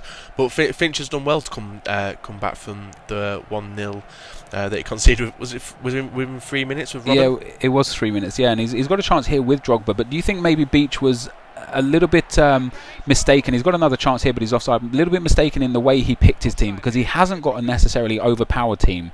He's got a team that I wouldn't be scared of coming up against in online play, and I probably fancy my chances against Beach. Looking at him on this performance, do you think he needs to change his team for the future games? Amrabat's a bit weak. What was another goal there? There is another goal, but it's offside there for Finch. Yeah, Labi Amrabat, he's got at left wing. He's a bit of a weird choice. You rarely do see that player type used. He's a discard player. And Drogba as well, unless you're going to start whipping the ball in, which Beach hasn't done a lot. You're not going to get any other opportunities through the middle, especially with the way that Finch does defend. That's right, and if you're going to play a target man like Drogba, you want pacey wingers. You want people like Blakowski, I don't know how to say his name, I know it's wrong, Blaszczykowski, Walcott. On the left hand side you want the likes of Royce or maybe Willian or Schürrle, people with like that insane pace to go down that left hand side. Now Drogba's a difficult one to use because he doesn't really match up with many players because of the fact that he's from the Ivory Coast and from the Turkish league, which doesn't have many players. So ultimately you just wouldn't play him, would you? I definitely would. Not in a league like this. I would have picked my strongest team, high-rated players, and played the way that I do usually. Here we go, though, guys. We're finally seeing this game out. It looks like Finch is going to pick up a nice win here. A very comfortable win for him after a tentative start. Very bad start from Finch, conceding a goal after just 3 minutes. And Beach looks like he's given up there. Amrabat not even chasing that ball down when I felt like he could have got it. And the ref must just have a look at his whistle, his watch here, and blow the whistle. We might as well say goodbye to this game. There's no point playing the final few minutes out. It's not going to change the result. Maybe goal difference will be effective, though, and maybe Beach can get a goal back here. And Ykkönen is here. He can chip the keeper. He decides against it. The ball is there for Robben. It's cleared off the line from Finch, and that is a great clearance, and he can break away here, but the referee blows the full-time whistle and Finch picks himself up a 3-1 win. Yeah, he does. Beach, great first couple of minutes into the game, but as soon as Finch got going, he absolutely ripped into bits with his 1-2 passing, and yeah, game over. Game over indeed, and Freddie Guarin having a great game for Finch, picking up 2 goals there, and generally he was actually a bit of a boss. Like, Guarin is one of those players that you don't really rate in the game, but he's strong, he's got great abilities both offensively and defensively. Let's take a look at these final match stats here for Finch, if he does indeed show them. 11 shots and 7 on target for Finch, 11 and 10 on target for Beach with 52% possession, but I feel like Beach might have been taking a lot of those shots just to get shots rather than because they were good chances. Yeah, out of frustration mainly towards the end, and as you can see there, with the more possession that Beach had, the way Finch counter-attacked him worked. It did indeed work. That is the end of this game, guys. So 3 points there for Finch, no points for Beach. We'll see you at the next game. Into game 4 we go, guys, and we've got Biscuit Face Gaming lining up with a BPL team. He's got a 4-3-1-2 there with Aguero, Suarez and Juan Mata up front. Walker Company, Luis Baines and Hart in defence with Cabaye, Torre and Nasri in midfield. And then lastly in this game we've got Math Denton with his 11 there. Lewandowski, Aubameyang again as a positive pairing for this tournament so far. This is the third person that's used this pairing, and he's got, other than that, a Brazilian team there: Alves, Silva, Fernandinho, Ronaldinho in the team as well, the number 1 Welsh FIFA skiller there, putting in a 5-star skiller. Bateson, I don't know much about Biscuit Face Gaming myself, but I know Math is a really strong player when he really tries. How do you see this game going? Well, my last experience with Biscuit Face was when he took 2.5 million coin wager off me, and he was very strong. Didn't expect it from him, and he's took down the likes of KSI before as well.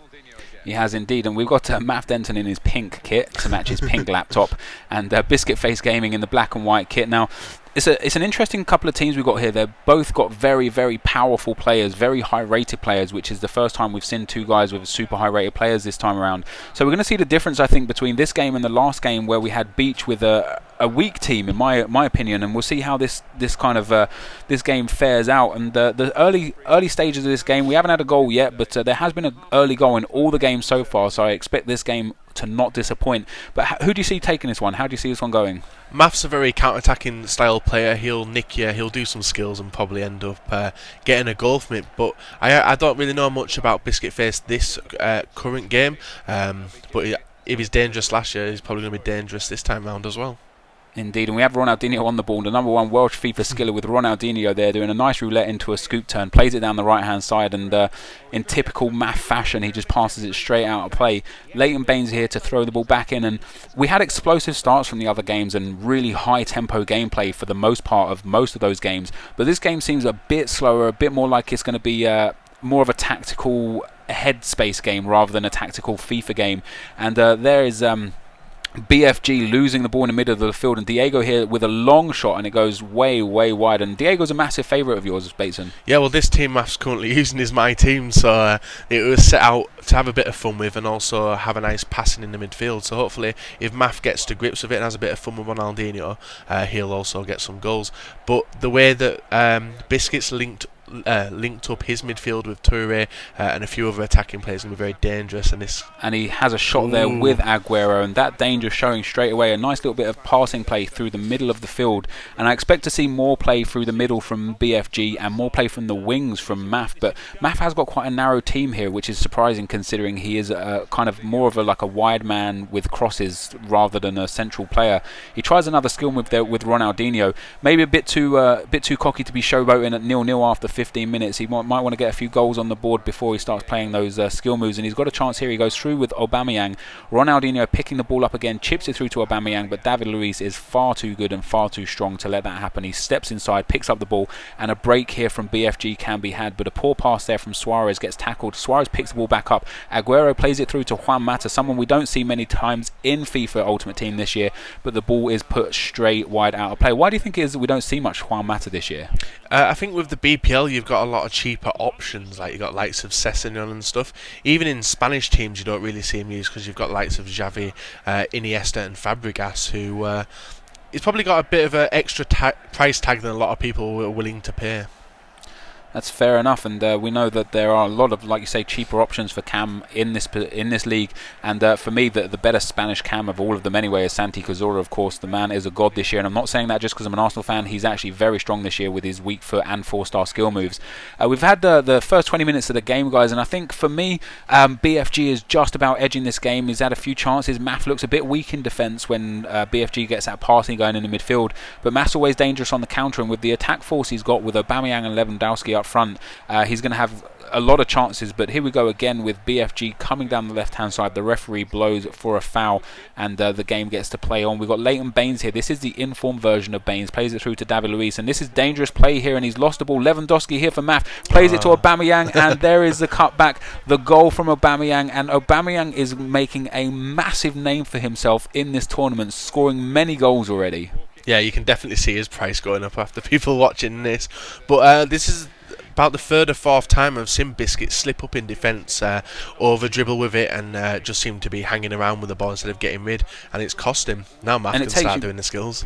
Yeah, now he can start doing the skills, but it takes you back to that first game with Fang Banger where she made a few defensive errors and conceded a few goals, and it's the same with Biscuit Face Gaming. You know, like this is as much as this is FIFA and for fun, you still don't want to concede goals, so just punt it clear, not a problem. And quick shout out again to BFG for using the black ball. Really appreciate it when you guys use the black ball. It makes it really easy to see what's happening on the field. But here's Ronaldinho playing a chip through ball through, defended really, really well there, and it's cleared out here. Nasri picks up the ball. Nasri is another player that you don't really see used very much in FIFA Ultimate Team, maybe because of his price tag, or maybe just because people don't rate him as a player in this game perhaps. But Suarez here chips the ball through to Aguero.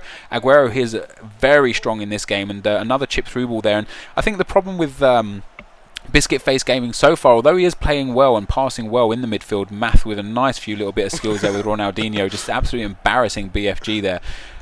I think the problem with BFG is that he is very, very one-dimensional with his attack. All he is trying is a 1-2 chip through balls. Yeah, and if you're trying to get goal against Math, you're going to have to start mixing it up because, he has mixed it up. There is the mix-up, and there's a nice little 1-2 ball. The ball comes back. Yaya Toure moonwalking into the net with that nice celebration there, and that's a lovely goal. The ball comes across here to Suarez on the right-hand side, chips it in, and Yaya Toure is there, so he ties the game up at 1-1, and finally his 1-2 chip through balls do pay off. But it is going to be easy for Math to defend if he picks up on it every single time. Yeah, Math will understand what he's doing and stamp it out straight away, because Math's quite good at adapting to the way people mix up. Hence why people, I think you lost against him, didn't you, in the last tournament? Which did you play? Yeah, he's got Aubameyang here down the right hand side though. Math got a lucky win there with a cross into Sturridge in the 88th minute, and take nothing away from Math though. Math's a really strong player, but here we go with BFG. Nice little skill move there from Aguero, and it falls kindly for Sami and Nasri here, but that's some strong defending from Thiago Silva. And I think the way Math lost that goal actually was again from a defensive area. He tried to be a bit too cocky with Ronaldinho in his own box with skill moves. He lost the ball and eventually conceded a goal from it. And once again, if he just cleared the ball, the danger's gone. He can set himself as a player, and maybe that goal doesn't come. But here we go with Luis Gustavo, a lovely play, straight out of play there. I think he is expecting Marcelo to make that run down the left-hand side. And how do you think the tactics and teams are going to change from the people in this division? Do you think the guys that are losing games are going to maybe adopt the same teams as the guys that are winning games, or do you think they're going to try and stick with their team and maybe just pick up points through hard graft? Well, so far we've seen the two teams which have lost have some very weird choices in the team, like the likes of Drogba, and there was also Curtis with Varela. So with that in mind, I reckon they're going to bolster their attacks up and change a few things around before the next game. If they don't, they'll probably end up losing a few more unnecessary goals.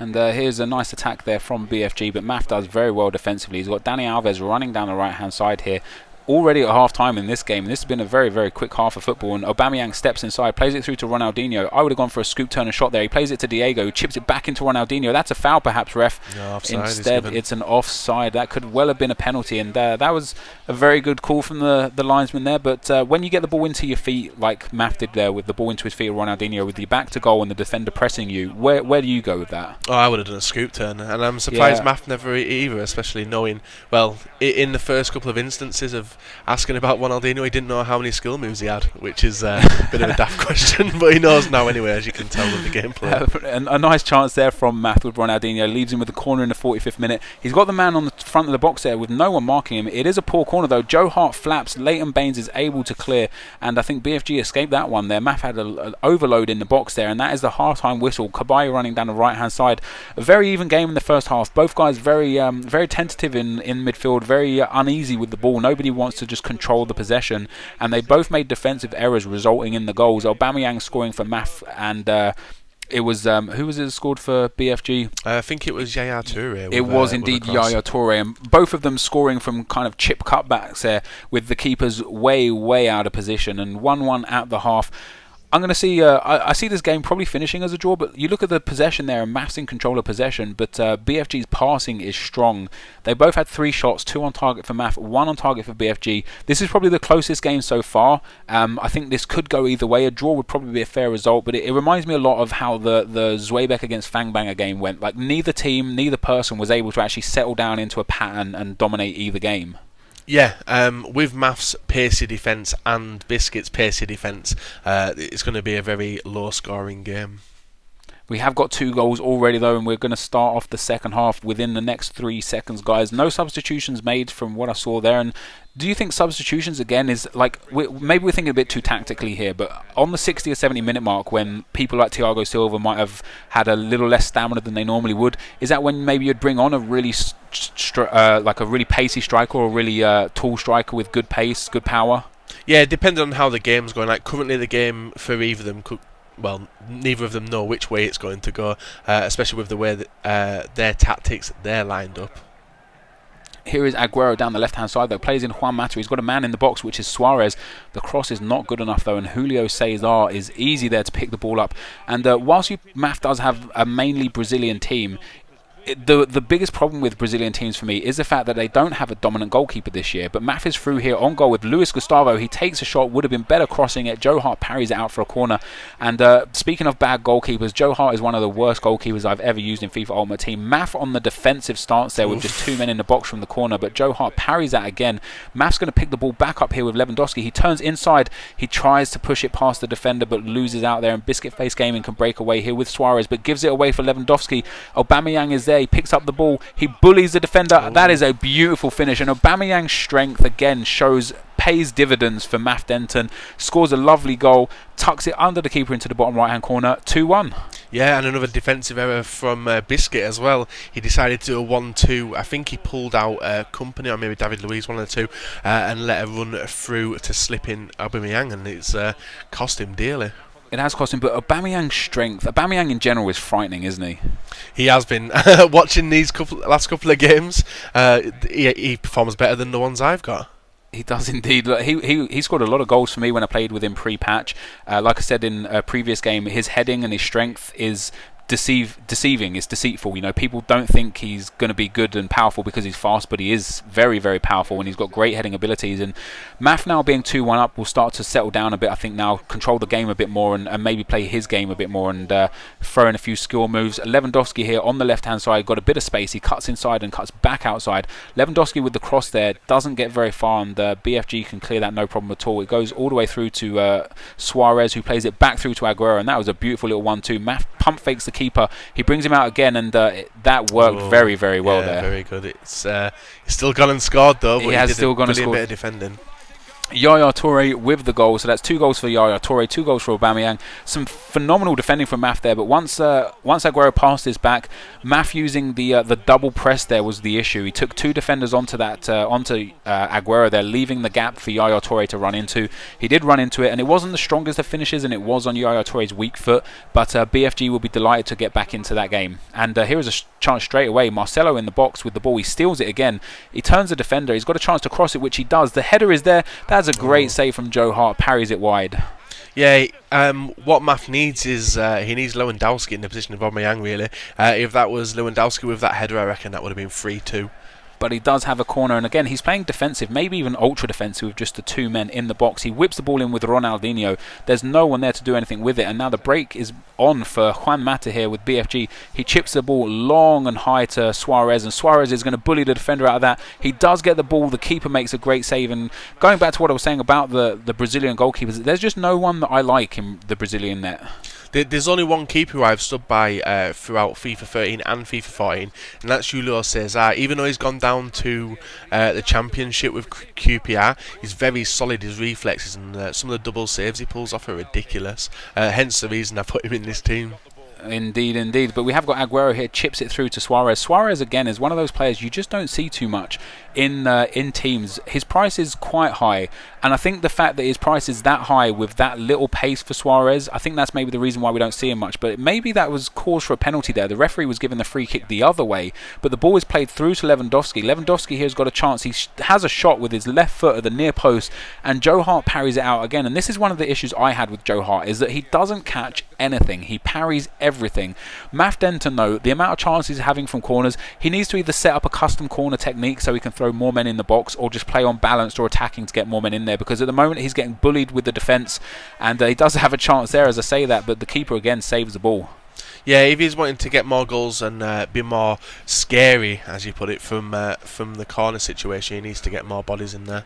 Especially considering he's got people like Lewandowski and Aubameyang, who are both great headers. Like he needs to be having 3 or 4 guys in there to push those defenders around, rather than just 2 guys, 2 attackers, 6 defenders. It's never going to go any other way really than a defensive clearance and maybe a break. But he has got the ball down the right hand side here. Diego plays a poor ball out wide to Aubameyang, and BFG gets the throw in his own defensive third, and this game could still go either way. We're in the last 15 minutes of the game now. Still a few defensive errors from BFG, and his passing hasn't been too crystal this game. It's been a bit here, there and everywhere, and Diego there chips the ball through. It does fall to Aubameyang, but I think the referee gives that for offside there. But do you see one of these guys picking a winner? I think both of them will be happy with a draw. I'd be happy with a draw for either of them as well. And if there is going to be another goal in it, I reckon it'll be somewhat sloppy. Because the ball seems to be bouncing around a lot when either of them are attacking. It does indeed. We have Ronaldinho on the right-hand side here. Does a scoop turn inside, almost loses the ball, but the god that he is, he picks it straight back up. Diego here has the ball. He plays that through, and if Lewandowski was a little bit more alert there, he might have actually got through on that. But here's a break here for BFG. Suarez picks up the ball. He's got options right, and he's still got options right. Kyle Walker, who we haven't really seen much in the game this time around. I use Walker a lot when I play with him. Chips it through. Suarez is offside. That was a nice crossover. But I do feel like BFG has not even come close to abusing the pace of Walker on that right-hand side. No, definitely not. Even when defending, he's just been isolated down on the right-hand side. He's not done much at all. When I come up against Walker, you see him everywhere. Yeah, I'm the same. He's very, very dominant, and he allows the midfielders to kind of push in a bit more and create more chances that way as well. There was Walker, though, with a nice defensive tackle, and he plays a 1-2 here with Cabaye. Suarez going forwards for the run. He does try the chip-through ball with Cabaye, but Math is way too smart to allow that to happen, and that's exactly what we're talking about. Like, Math has zoned out the 1-2s really well. He puts double pressure on the player with the ball to not allow the ball to return to the player, and as you see there, he just drops the defender back into the little gap where the ball's going to drop and stops the ball from going through. Lewandowski here on the left-hand side, though, has the ball. Kyle Walker intercepts very nicely. Just after we were talking about Kyle Walker negatively, he makes a good tackle there.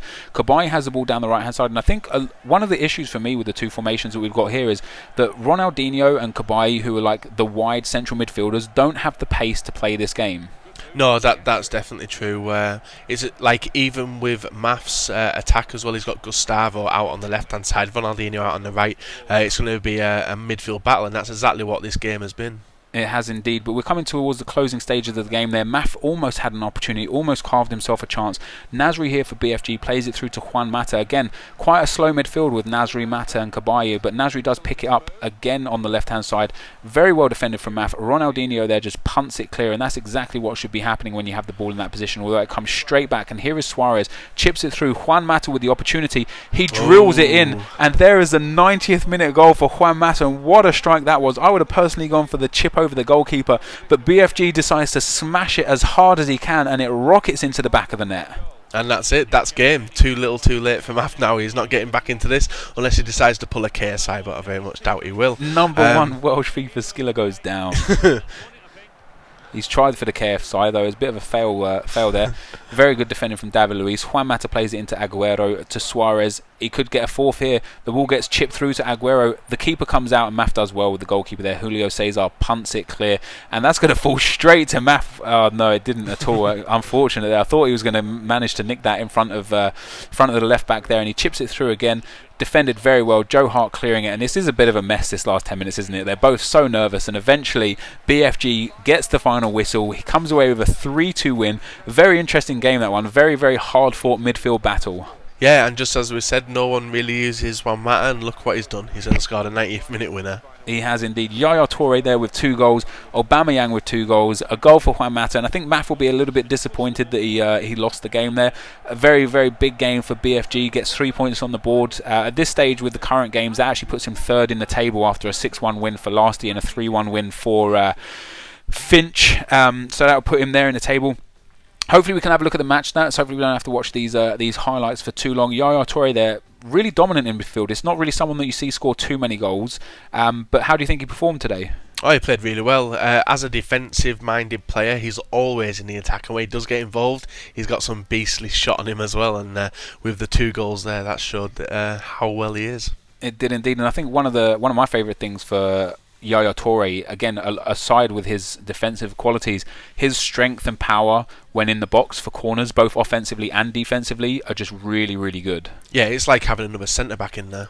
Yeah, it is indeed. So there is the game, guys. Suarez picking up man of the match with an 8.6, Aguero with a 7.7, Juan Mata with only a 7.4, even though he scored the goal there, and Yaya Toure. And look at that midfield. It is slow. That team in general, apart from Sergio Aguero there, is pretty slow. But the game was still won, so it does prove that pace isn't necessarily everything. Math with Aubameyang up front there was unable to get the goals required to win the game. He did manage to pick up 2 goals. Let's take a look at these match stats, however. We got BFG with 6 shots and 4 on target.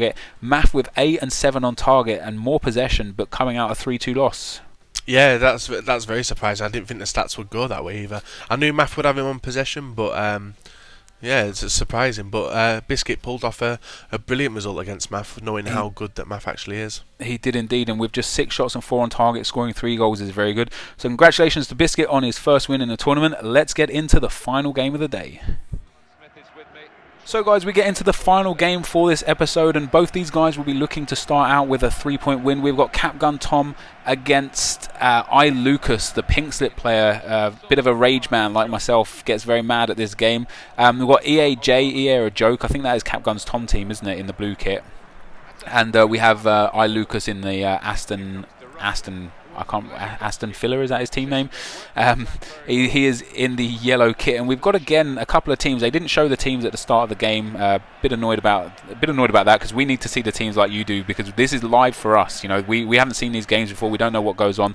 We've got Jefferson Farfan here down the right hand side early on. Capgun Tom is a strong player, Bateson. I don't really know much about Lucas, but his record says and suggests that he's a pretty decent player. How do you think this game's going to go? Well, I played Tom and I played Lucas, and Lucas is a very dangerous player. If you do look at his pink slips, he does win more than he loses, and the rage comes from just the bullshit which happens to him in the game.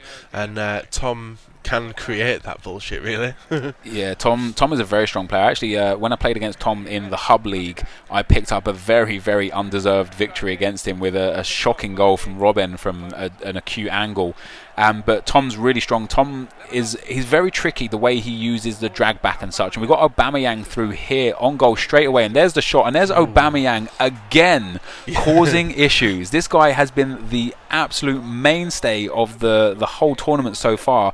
Aston Villa there with a goal for Lucas with Aubameyang over 10 minutes. But what I was saying about Tom before, he does this like drag back thing and he stands still on the ball and lets you just run past him, and he's very cheeky. But so far Lucas is doing a great job, and he's got another goal. Aubameyang hits the post, and once again Aubameyang is causing havoc. You're going to have to do a player spotlight on him, Nep. He's ridiculous. He is very, very strong. Like I say, he's one of those players just massively, massively underestimated. People think he's just pace and nothing else, but he has got that strength and he has got that heading ability. He does only have a 3-star weak foot and 3-star skill moves, but you don't need skills with a player when he's that good. No, definitely not. He's got the... He's very disguised, his player. It's an 80 rated card. Not many people look at it, but he's the perfect partner for Lewandowski. Small, fast, and can finish when needed. Like a poacher type player as well. He's exactly like a poacher type. And speaking of Lewandowski, we've seen him in every game so far. Of course, Lucas has him up front with Aubameyang, but also Tom has Lewandowski up front with Di Natale this game. So a bit of a strange pairing there. Di Natale is one of those players that also has a lot of pace, but he's not really... You don't really think of Di Natale and think he's fast. You think of Di Natale and think 4-star skill moves, 4-star weak foot, a deadly shot, good in the air. He's not really known for his pace. No, and Tom's also sitting at the cam position with informed Totti as well, who's got no pace at all. Well, that probably represent when Tom stops and passes around with his style of passing, but I can't really see him getting much on the attack. He has got a chance here though. The game is opening up. De Rossi there tries to sidestep the defender, is unable to do it, but the ball breaks kindly for him. De Rossi again being bullied around by Luis Gustavo there. Balzaretti plays the ball out to Quadrado there on the left hand side. A nice scoop turn there from Quadrado, whips it in. The header is there, the chance is there, and that is very close from Tom. And I think that's what's going to happen for Tom this game. It looks like he's going to have to really carve out chances, because Lucas at the moment is controlling the possession in the play, and Tom's only had a couple of shots, and one of those shots was from long range out of frustration, and I can't see Tom getting back into this game so far, if I'm honest. Lucas is playing very well. Yeah, if Tom wants to succeed, he's going to have to start pushing the wings a lot more, because he's got the likes of Quadrado, is it Quadrado, who's quite fast. Doesn't matter who it is, because it's 2-0 now. Aubameyang with another goal, and once again, we talked about his pace, we've talked about his heading, we've talked about his strength, but his shooting is also immense. Before patch, when finesse shots were unbelievable, I was scoring from 45-50 yards with him 8 out of 10 times. It was ridiculous. But that drilled shot there across the goalkeeper makes it 2-0. Tom will be fuming right now. Oh, I can imagine how he's feeling, especially with Aubameyang getting 2 against him. He won't know the other goal scorers from the rest of the day either, and he probably will have been man-marking Aubameyang if he had known how good he's been in the previous games. He would have been. And what's funny is, like, when we were talking to Tom previously, when he was just playing for his own YouTube series, I think he had a stretch of like 8 or 10 games where he came up against Aubameyang, and every single time he dominated him. I don't think he understands how to deal with him. Yeah, not many people doing it, and by the time you get used to playing against him, he's put 2 or 3 against you, which is exactly what he's done against Tom. That is exactly what he's done against here.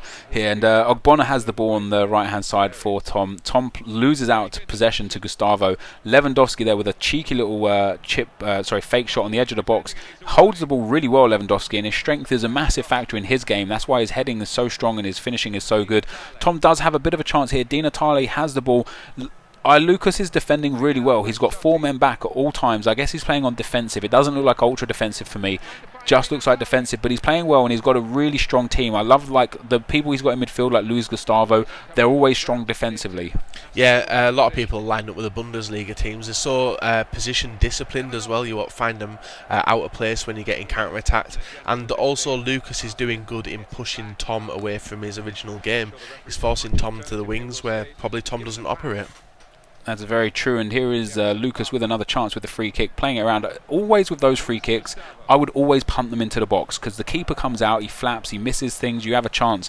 When you pass it short, like Lucas just did, you leave yourself open for a counter-attack like this. Maybe you accidentally pass it straight to Tom, and he breaks and scores, and right now Lucas finds himself under a little bit of pressure just because he didn't punt that into the box. Is that a tactic you also use, Bateson? Yeah, I do the short pass tactic, but as long as you get the triangle pass done, you can spread it to the wings and create an opportunity. Because every time I seem to whip the ball in, I always get the ball sent back up the field. But when defending against it, a lot of people, when they do whip it in, get a goal. But I just can't seem to do it. It's one of the things in the previous FIFAs that always resulted, or a lot of the time resulted in you actually getting an overhead kick from that ball into the box there. But FIFA 14, it doesn't seem to be the same. Tom's finally finding a little bit of a way back into this game. Just as I say that, he loses the ball in midfield and plays a deadly tackle, and Aubameyang runs away with the ball. Tom there, I just saw him bring the keeper off the line a little bit, and Lewandowski is there for a 3rd goal. And off the back of that, that's a great goal, a lovely finish, but Tom losing possession in midfield again, stupid from him. Yeah, and a rash tackle as well. That shows his frustration. He'll be even more frustrated now, especially being 3 goals down. He's getting thumped. He is getting thumped. And one thing, like I said, I did notice, Tom pumped the keeper out there as Aubameyang had the ball. When I always see that, I now know that he's going to expect me to do the chip through ball. So instead of me doing a chip through ball, I'm going to take a finesse shot, because there's a higher chance of it going in with the keeper just a few yards off his line.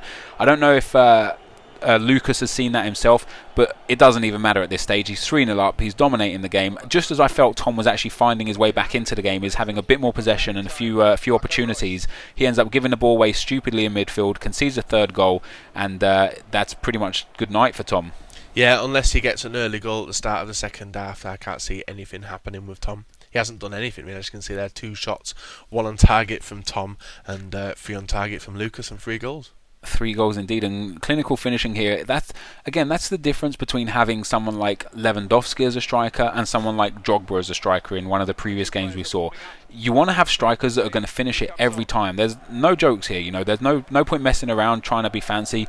You want to win the league. There's a lot of stake here in terms of reputation for these guys. Some of them are smaller guys in the community, some of them are not known for their gameplay. If they try and make funny squads to do good with and look good, they might end up causing themselves a bit of a, looking like a laughing stock within the FIFA community. That could be a penalty there for Tom. I think even Lucas expected that to be a penalty, because he stopped playing there, and Tom will be absolutely livid with the way that first half has gone. Yeah, I would have been exactly the same. 3-0 is a very difficult position to come back from, especially when Tom hasn't carved out many chances. And Lucas is having fun. Aubameyang's having fun, and Lewandowski's having fun. Just to the amount of crap that Tom gets, so that was 100% a penalty at the end of the game there, at the end of the half. I'd be absolutely mental if that was on me. That could have been the change. He gets a goal back before half time, goes into the second half feeling positive, feeling confident. But you got Lucas there with 4 shots, 3 on target, and scoring 3 goals, and all of them from very much the edge of the box. And Tom with his 2 shots, 1 on target, and no goals at this stage. He is having a bit more possession, but he's going to have to start making clear-cut chances. He does bring on Ibrahimovic for Totti in that cam position. I wonder if he actually swaps Ibrahimovic out to a striker as well, because I think he does much better as a striker than as a cam. Yeah, with his work rates of Ibra as well, unless Tom gets the ball up there a lot, Ibra's going to drift back into the midfield. But there's Lucas starting off with the chip through ball of the half. And a bit of a defensive error again there. Balzaretti getting away with that. He's given the ball away again with Ibrahimovic there, trying to scoop turn. He's trying skills and to look flashy. It's 3-0 down. Not really the time to do it. He does play a good ball through there, but neither of the players lock onto that pass, and Farfan steps in, no problem at all. However, the ball is passed away to Balzaretti. It goes inside in the midfield to De Rossi. De Rossi spreads it wide, and there's another pass on right there if he has it, and Piszczek plays in Kuba. Kuba's got a chance to cross it, and that's exactly what he does to the far post. He's headed out really well, and that could be a penalty there as well. Farfan with a bad tackle, but he gets away with it. So I guess that's one each on the penalty front there, and Goetze can come away with the ball, and that's some nice play here down the right hand side from Lucas. He chips it through to Aubameyang. Aubameyang gets time to take the ball down, and that again could be another penalty there. A very rash challenge there. The player goes down in the box, and here comes Tom again with Ibrahimovic. He goes down the left hand side this time around. He does a nice skill move there with Ibra. I think he was going for a long shot there, but he was unable to pull it off, and the ball falls back to him in the midfield. Tom is having a little bit more fun in this game than he did in the first half, but there's no way back for him, is there? No, not a chance. He needed a goal within the first couple of minutes, and that hasn't happened now. And Lucas is absolutely solid in defence, as you can tell with the players he's chosen. They're sticking to the position, and Aubameyang and Lewandowski are just having fun up front. They are indeed, and he's away down the left-hand side with Alaba, and Tom doesn't know how to defend that, basically. He's chipped it through as well, and Lewandowski showing his strength, forcing De Rossi to pass it back to the keeper. That's a great ball through to Ibrahimovic, though. He does the fake shot. He's got Lewandowski through. I would have played that along the floor, but he chips it again through to Di Natale. He takes a shot, and the keeper saves well. That's a shame. That type of chance should have been a goal by Tom. He had a lot more time with Di Natale, and with Di Natale's first-time shot, it's not as good as it will have been with a bit more time. And the fact he's got a 4-star weak foot as well, he could have easily just run that in on his weak foot and had a shot there as well. Yeah. But the corner comes in, Farfan breaks away. He's got the chip through ball over the top. He does see it as well, and that goes all the way through to Lewandowski. He's got Royce running off him in the inside. If he can cut inside and maybe put a cross in, he does the double ball roll. Absolutely sells Tom in defence. Lewandowski there with the shot. That's a great tackle for a change this time. Instead of a penalty decision, that was a beautiful tackle, and now it's Lewandowski down the other side coming away. Di Natale plays it in. We've got Kuba on the right hand side. Some nice work there to open up the space for Piszczek. Piszczek has got two men in the box. He needs to put an early cross in. He's let the defence get back, and that should be a head clear, and that's exactly what that is. And almost a defensive error there, but Lucas comes away with it. Yeah. Tom's actually holding onto the ball and thinking about what he's doing now, and it's just a shame Tom can't deal with Lucas's over-the-top through balls, which seems to be getting picked up by every single player. They do indeed, and that is a stunning clearance from the goalkeeper. Drops to Aubameyang's feet. He steps inside Tom's defence. He's got a man on the top of the box there. Gustavo with the weak foot shot. It's going to fall to Royce there, who's unable to score. Falls back to Gustavo. The keeper makes an error, but eventually Marchetti lays on top of the ball and stops that from going in. Yeah, Di Natale here. If that was going to be the fourth goal, that would have been Tom throwing his controller around the room and probably setting fire to his router. Most probably, but we've got Lucas again here with Luis Gustavo.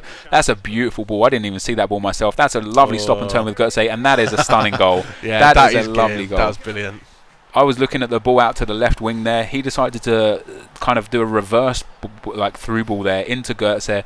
The stop and turn completely confuddled Tom there, and a great finish into the back of the net, and that's 4-0, and that's Lucas staking his claim in this league. And there's been a few shockers this first match day, hasn't there? Yeah, there's been some awesome goals as well, and Lucas has got a few nice ones, with one with Goetze, and also the one where Aubameyang hit it first time. It's been a nice highlight show to commentate over.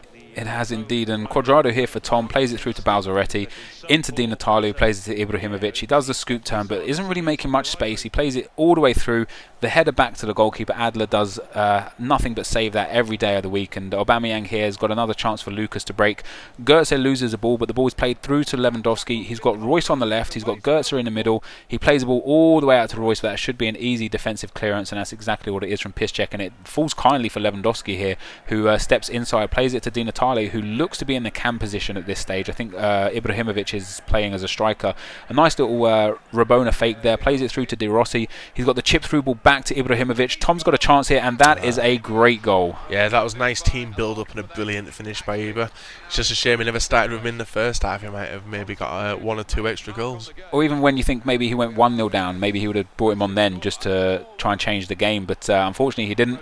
And even with that one goal, it's not really going to change much. I mean, there is the opportunity that he can get maybe another goal or two, but to score 3 goals from here, I don't think is possible. Lucas has been defending very well. Tom is a very, very good attacker, though. He has got another chance here with Lewandowski, and that could be another call for a penalty there. And he's had 3 or 4 of those shouts that really, really should have been a penalty, but the referee is having none of it. Yeah, it's you see that a lot with penalty decisions this year. The ones which they do give are sometimes complete aids, but these ones are just been Lucas's defence just outstrengthened his attackers. But Lucas's defence has been absolutely brilliant this game. He has been defending very well, but Tom's had a much better second half, and if he can take this kind of style of play into the future games, he's definitely going to start picking up some points. But he'll be very disappointed in himself. I think he always fancies himself to win games, and I actually thought he might have a good chance here against Lucas. Not really knowing much about Lucas, maybe it was a bit hash of me to make that decision so quickly, but having played Tom several times, I do know how good Tom is, and it's surprising to see him 4-1 down here. Yeah, and it'll be very annoying for Tom as well. Day 1, losing 4-1. It's not a great start to the tournament for anyone. Not as bad as Curtis Morton, but at least two can share notes at the end of at least he's not going to be bottom of the table. But here is Aubameyang running through again. Tom brings the keeper out. He's not going to be able to pick that up, and he fluffs his clearance. Farfan there with the header misses it. Gustavo picks up the loose ball, but Tom intercepts, and Di Natale here can get away with this.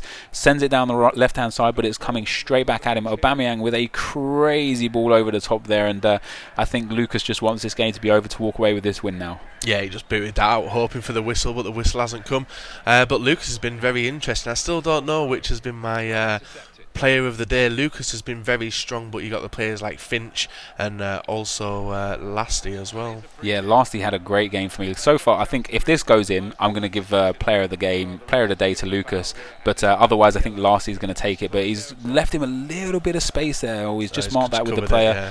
But with the wall like this, there's not really a chance to score. I think maybe he can go over the wall into that top left-hand corner. He looks like he might be passing it or maybe drilling it. He's gone for the shot. He's scored the goal with Royce, and that is a beautiful free kick. Yeah, and off the back of that, you've got to give the player of the day to Lucas. Maybe Lasty and Lucas together. A 5-1 win and a 6-1 win. Absolutely dominant in the league. Yeah, Tom will be spitting feathers here. I can imagine him.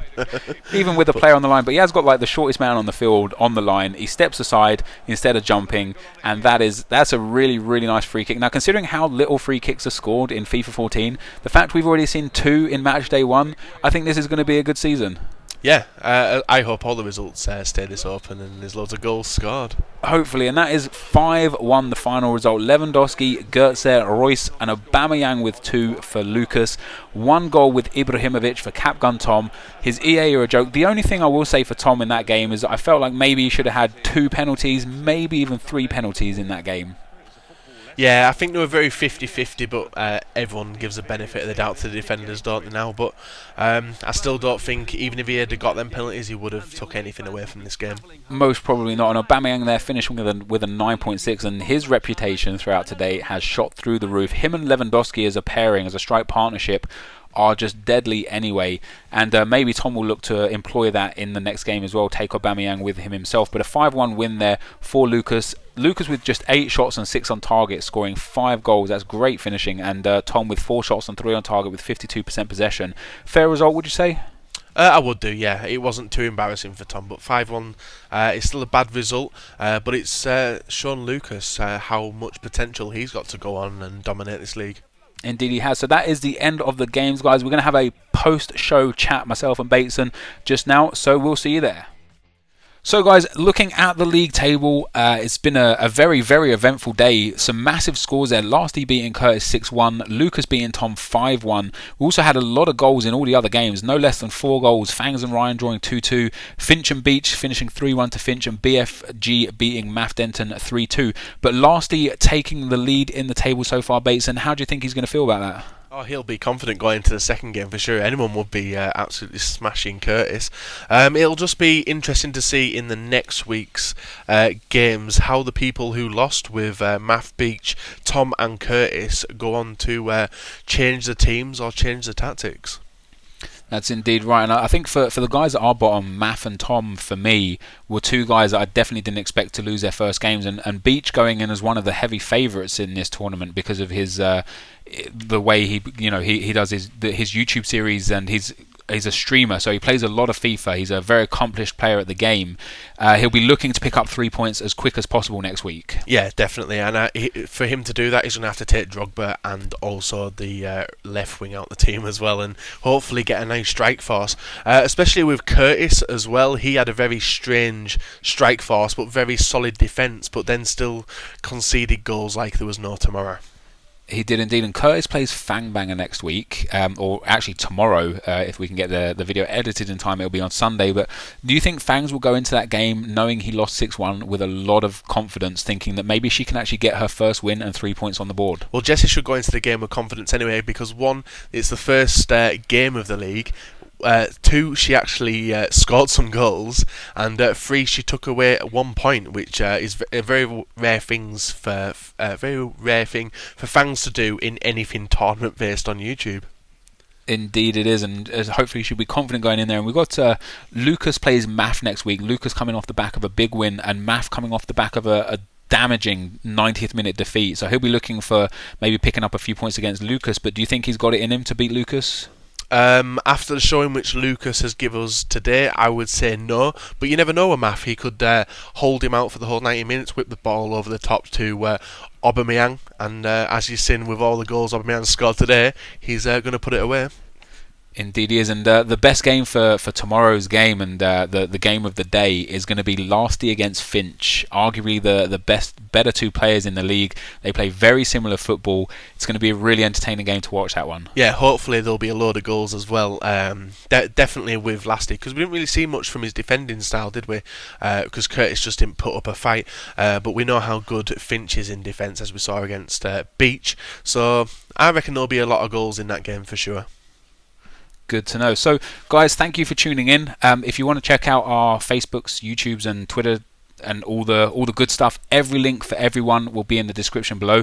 I want to thank you, Bateson, for joining me today. Hopefully you'll come back tomorrow as well. If you want to commentate the games with me tomorrow, that would be awesome. But we are going to have guest commentators throughout this, guys, so if you recommend me any YouTubers that aren't involved that you would love to see commentate with me, leave it in the comment section below. Also want to know your thoughts on who you think is going to win. Tweet at me with #TheSociety. Also tweet at Bateson with #TheSociety who you think is going to win, and I want you to predict the score of the big game for tomorrow, which is Lasty against Finch. I'm going to go for a 2-2. Bateson? I'm going to go for a 3-1 Finch.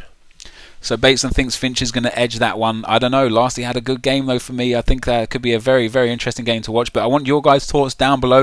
I want to thank you guys so much for tuning in to the first episode of The Society. This hopefully will be something massive in the coming months, as we can get some better graphics and do a lot more with it in terms of league tables and goal scoring charts and so on and so forth. But Bateson, thanks for coming in. Thanks so much for having me. I've had so much fun. It has been a lot of fun, and we will see you guys tomorrow.